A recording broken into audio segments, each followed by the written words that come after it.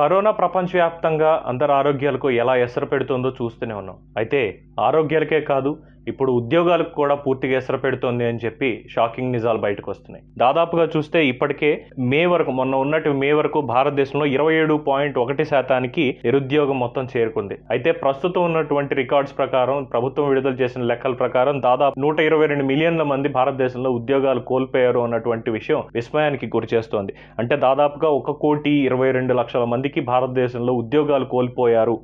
అదే కాకుండా ప్రస్తుతం ఈ విద్యార్థులకు కూడా గడ్డుకాలం నడుస్తోంది.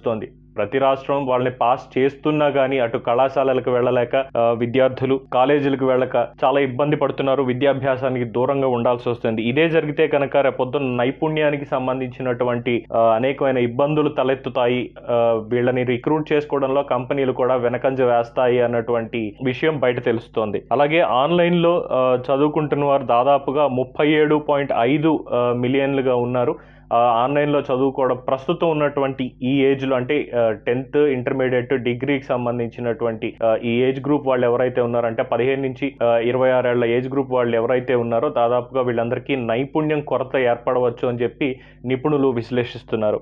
అలాగే దాదాపుగా కోర్సులకు సంబంధించి ఆన్లైన్ ప్లాట్ఫామ్లో బిజినెస్, టెక్నాలజీ, డేటా సైన్స్, ఇతర కోర్సులు ఏవైతే ఉన్నాయో వీటిని నేర్చుకునే వాళ్ళ సంఖ్య ఎక్కువగా ఉంది అన్నటువంటి నివేదిక బయటకు వస్తుంది. దాదాపుగా డేటా సైన్స్ కి సంబంధించి భారతీయ అభ్యర్థుల్లో తగినంత నైపుణ్యాలు లేవు అని, అంటే ఇప్పటికే ఆన్లైన్ క్లాసులు కావచ్చు, బయట చిన్న చిన్న ఇన్స్టిట్యూషన్ నుంచి కావచ్చు నేర్చుకోవడం వల్ల ఈ డేటా సైన్స్ కి సంబంధించి నైపుణ్యం తక్కువగా ఉంటుంది. దీనివల్ల దాదాపు 332 బిలియన్ల ఆదాయాన్ని కోల్పోతోంది భారతదేశం ప్రతి ఏడాది అన్నటువంటి షాకింగ్ విషయాన్ని బయటపెట్టారు విశ్లేషకులు. అయితే డేటా సైన్స్ కి సంబంధించి మార్కెట్లో 1200% పైగా డిమాండ్ ఉండడం వల్ల ఈ ఆన్లైన్ కోర్సుల్లో చేసుకున్న వాళ్ళతోటే ప్రస్తుతానికి కంపెనీలు నడిపిస్తున్నాయి. కొంతమందిని రిక్రూట్ చేసుకుని ఉన్న దాంట్లో బెస్ట్ ని సెలెక్ట్ చేసుకోవడం వల్ల అన్న విషయాలు కూడా కంపెనీ ప్రతినిధులు చెప్తున్నారు. అయితే ప్రస్తుతం ఉన్న ఈ కరోనా వల్ల ఇటు నిరుద్యోగ శాతం పెరగడం, అలాగే ఆన్లైన్ కోర్సులకి డిమాండ్ పెరగడం కూడా ఒక రకంగా మంచిది అంటున్నారు. ఒక రకంగా